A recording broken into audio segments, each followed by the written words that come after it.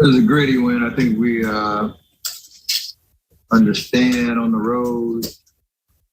Again, when shots aren't really falling like we want them to, we got to take care of the little things. The first quarter, we fouled way too much. Turn the ball over, unforced errors like that. And then you give a team life, especially a team that's won 3 in a row at home. So we found a way to win, even though shots didn't really fall all night. And that's a great sign of like our identity, because when they do fall, we have a defensive presence like that, and we take care of the details, and we're pretty good. You said basically you and for play.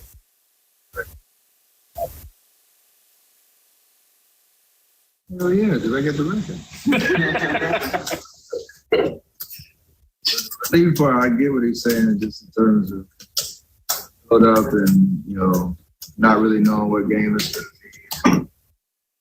And also, like the home crowd, the Portland game was amazing, even though it didn't happen. Philly was awesome every 3. The crowd was crazy. Here it was like that. So I'm enjoying the moment. Now you're knocking on the doorstep. It's pretty surreal, but it's also trying to just let it happen. Like one thing I learned over these last 3 games is keep playing basketball, keep taking shots you think you'll make, and enjoy the experience of it, because it's a long time coming. Can you describe what's going through your mind and sort of the emotions of that last minute and a half when you guys are down 5? You make that 3, the crowd was obviously very into it, and the next time down they're even more into it, standing up.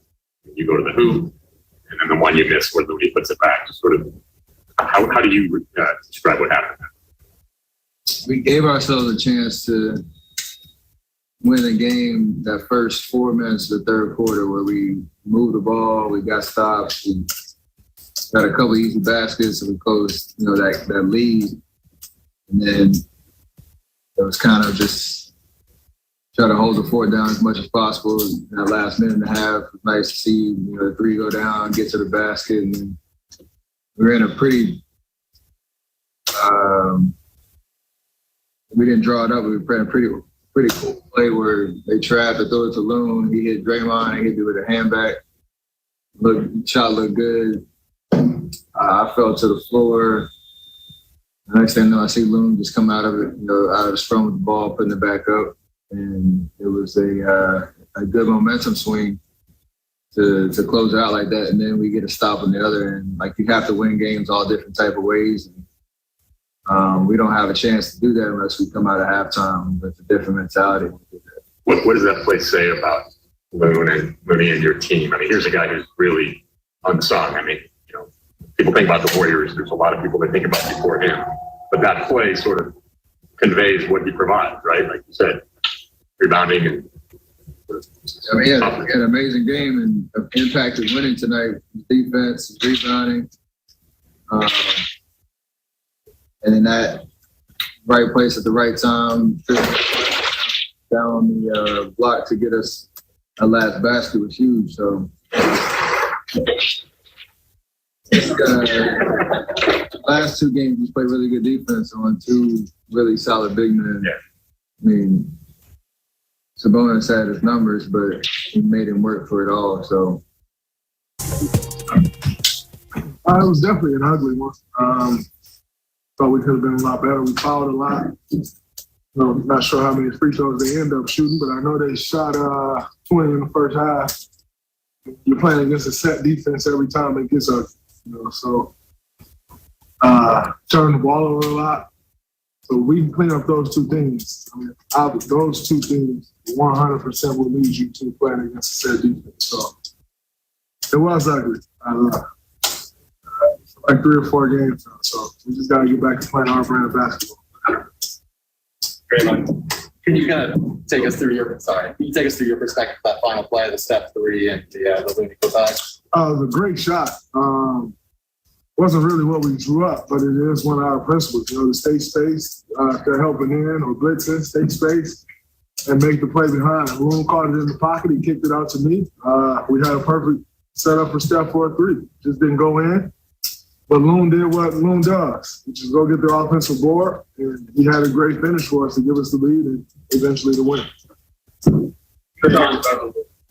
Steve mentioned with this direction that's kind of how are you seeing that affect the core product? Like I said, post game, I think subconsciously you just want him to get the record. So even if you're not going into the game saying I'm going to give Steph the ball every time, subconsciously you want him to get the three up. And that's always a good option. So it's not like you're trying to fit a square peg into a round hole. Like we play that way anyway, where we're trying to get stuff loose. So are we looking for him a little more? Maybe, but I know analytics is heavy, so I would love for an analytical guy to go see if he's getting the ball more than he normally does. I don't really think so. But in saying that, we can be better. But again, that's if we're playing against a set defense every time, Steph's going to have the ball. That's our offense is built around Steph Curry. And the last 2-3 games, we played against a set defense every play. And we're not getting out in transition really because we're fouling, turning the ball over. So as the point guard, you're going to bring the ball up the floor and have the ball in your hand more if we're setting the play up every time. So I think it's also it falls on our defense and our turnovers as well, not just the record. And saying that, I'll be happy as hell when it's over. When he gets in it, he got it. And ultimately, I think he'll end up beating his record by 1,000+ threes. So I'll be happy when it's behind. You thought maybe Steph so might be pressing a little bit because he's now Steph Curry. I don't think he's pressing per se for the record. I think it's probably on his mind every shot he shoots, especially a three.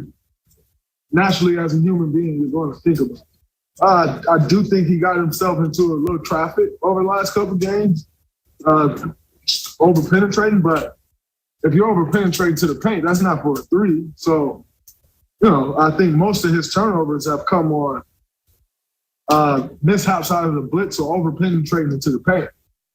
That's not for a three-point shot. So that's just some things we all can do better. It's not just Steph. And I like Steph Curry with the ball in his hand. So it is what it is. Draymond, you were for a little bit there.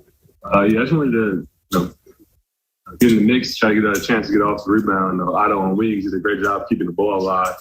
And they able to come up with it and sneak it in there. So I kind of had a habit of being in the right place at the right time.